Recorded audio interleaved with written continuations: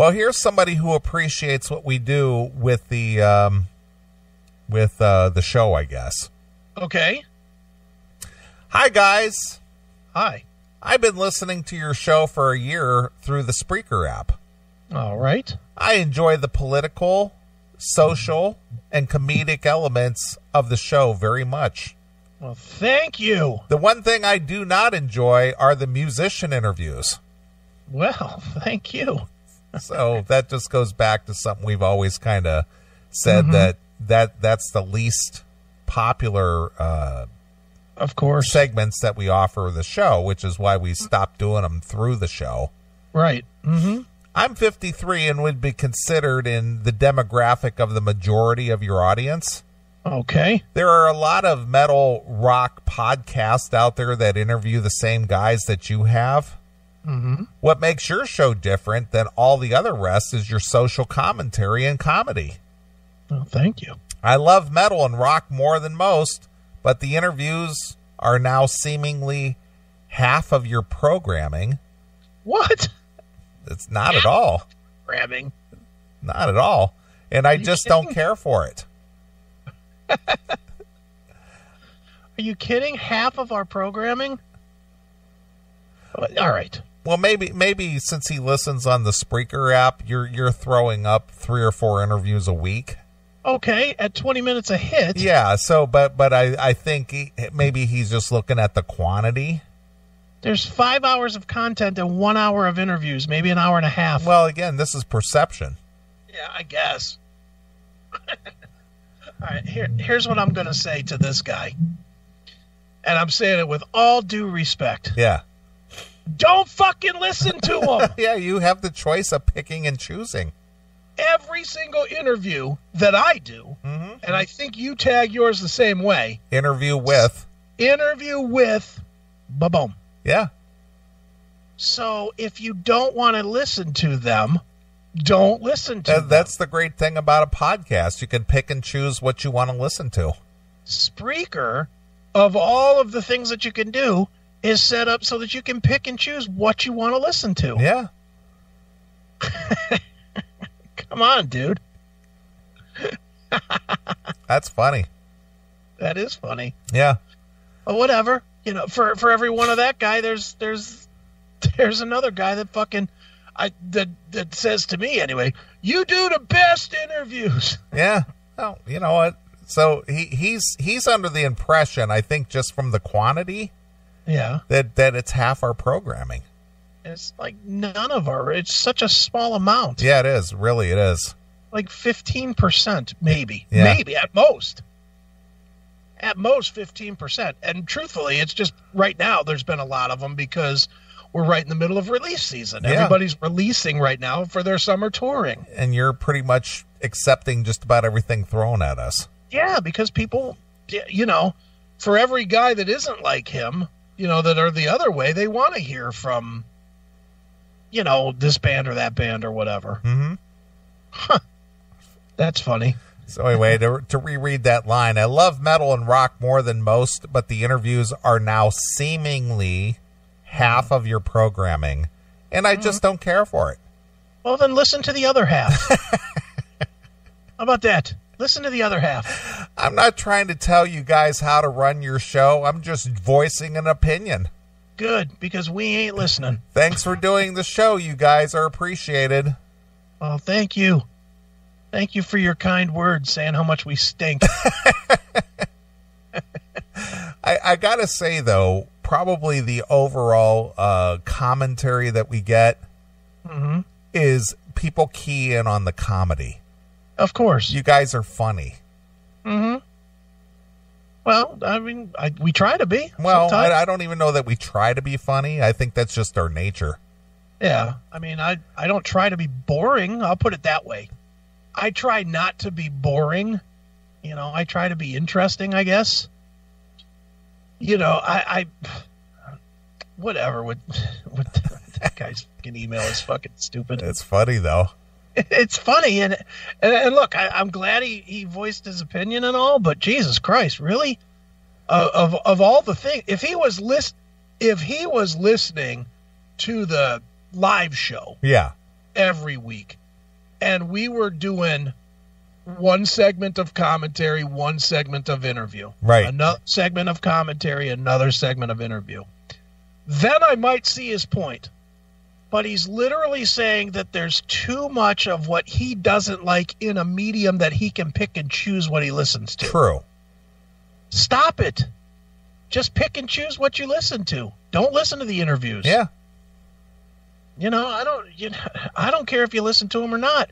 If we were that gung-ho about making you listen to them, we'd fucking make them we used to. The 10 o'clock right at the top of the hour. Yeah, we used to play an interview during the show. Yeah. For years we did that. Not like for a year. We did that for probably a decade. Right? Yeah. Easily. And many times back in the old days of the show, we did 2 or 3 interviews in a show. We did. Because that was what we were focused on. Now we do the interviews as a separate piece. Yeah, it's a side thing. Yeah, it's outside of the course of the actual show itself. Yeah. But he did listen, he did mention he does listen through the Spreaker app. Mm-hmm. So probably what he does is he probably hits play and it just plays everything in order. Okay, well guess what? There's a little button on there. Yeah, skip. You can just skip. Yeah. And then boom.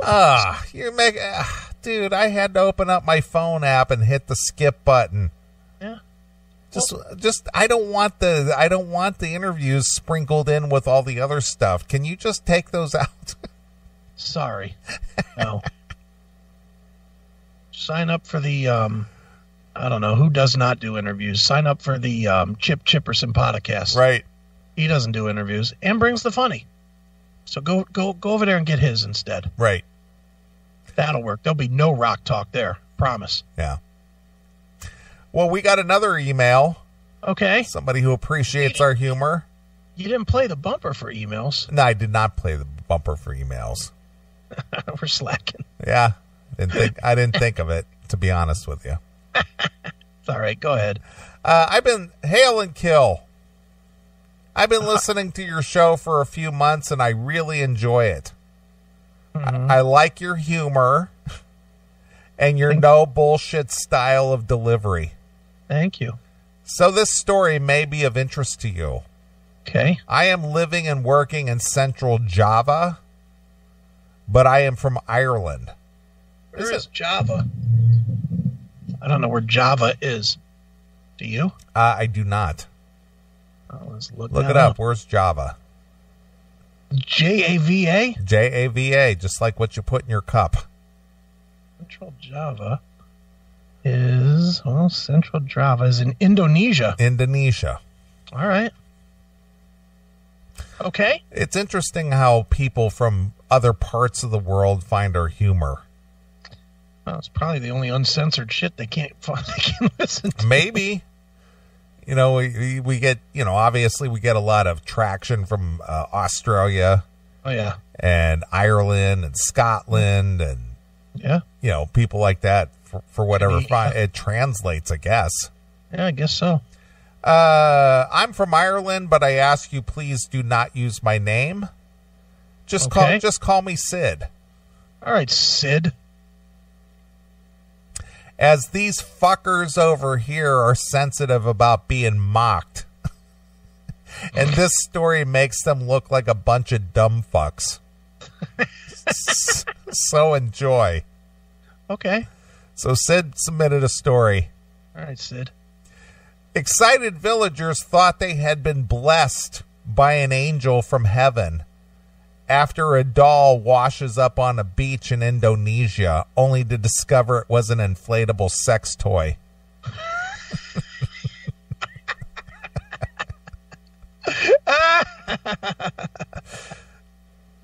All right, Sid is now my favorite of the evening.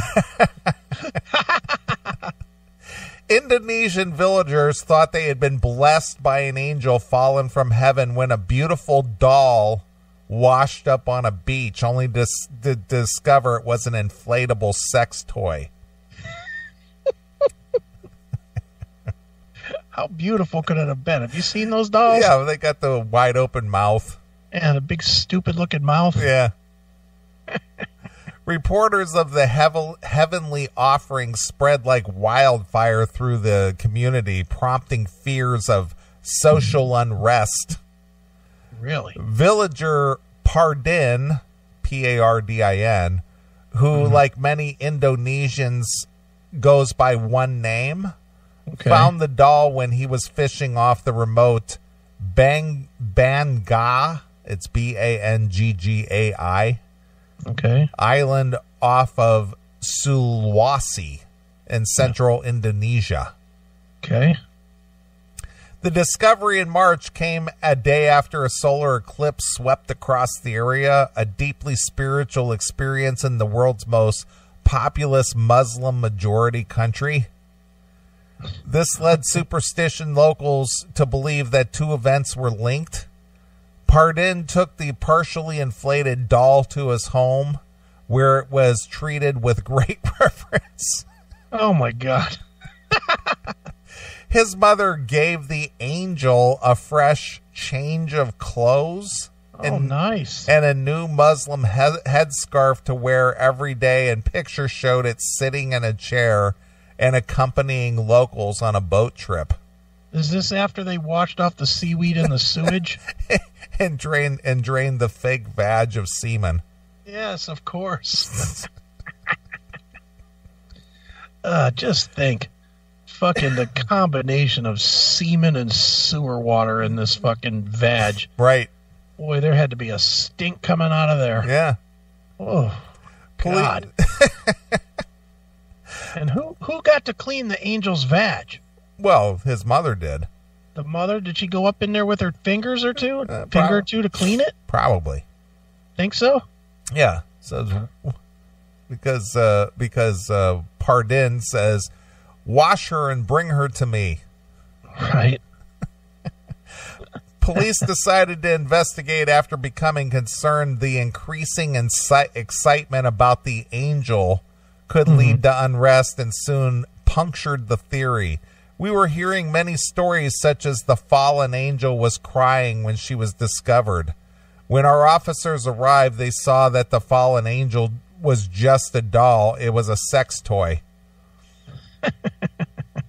The problem, it seemed, was the remoteness of Kalupa, whatever. Whatever. They have no internet, and they don't know what a sex toy is. After investigating, officers confiscated the doll and took it to the local police station, a move they said was intended to stop false rumors from spreading. It is not the first time that a sex toy has been mistaken for something else entirely.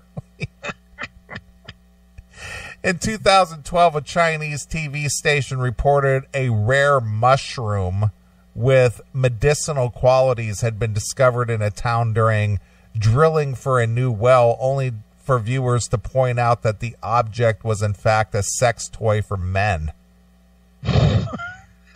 What was it, a butt plug? It must have been. A mushroom? A porta-pussy? Like with the stalk underneath the pussy part? I don't know. Because the porta-pussy would be bigger, like almost like a mushroom head type of a thing with a hole in it? I have no idea. They called it a rare mushroom. Yeah, it was a fleshlight. Could have been. Sex toys have also sparked police alerts in the past. Several years ago, police in China's Shandong, what an interesting name, Shandong, province launched a rescue operation to save what they believed was a woman drowning in a river, only to discover it was actually an inflatable sex doll. Wow. Oh, my God. Too funny. Yeah. But there are pictures of this sex doll being dressed up like in Muslim headdress and all kinds of stuff, and people like taking it for boat rides and shit. Oh, I gotta see that. Wait a minute. Central Java Angel. I guess I'll look up. Oh, there we go. There's some images. Let's see. What the fuck? What in the fuck is wrong with people? How would...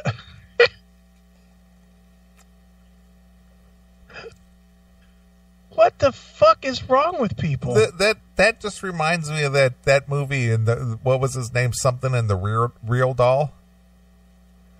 Like Lance and the Real Doll or something. Yeah, yeah, same thing. Dollar. Yeah, I mean, come on. How do you look at that and say, "Oh my God, it's an angel from heaven"? Yeah, it's an angel from heaven, washed ashore. I'm gonna touch it, and it's gonna save my life. Yep. I'm going to get granted serenity forever from touching this thing. Get the fuck out of here. Jesus Christ. People are dumb. I don't care if they have internet or not. How do you look at that and not say, yeah, that's fucking stupid? So ridiculous.